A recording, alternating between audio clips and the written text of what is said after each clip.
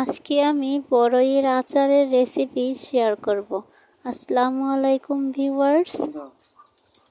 আমি এখানে পরিমাণ মতো 8-10টা শুকনো মরিচ নিয়ে নিলাম, 2টা তেজপাতা নিলাম, জিরা, ধনিয়া আর 5 মশলা পরিমাণ মতো নিলাম।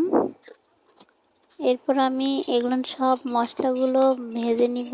তার আগে মরিচটা ভেজে নিব। এরপর মশলাগুলো একটু ভেজে নিয়ে ব্লেন্ড করে নিব। সব মশলা একসঙ্গে ব্লেন্ড করে নিব।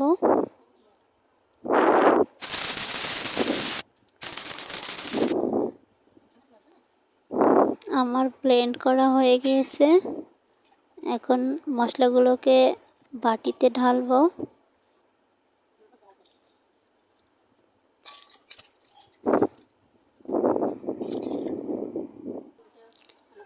এবার আমি একটা কড়াইয়ে পরিমাণ মতো গুড় নিব।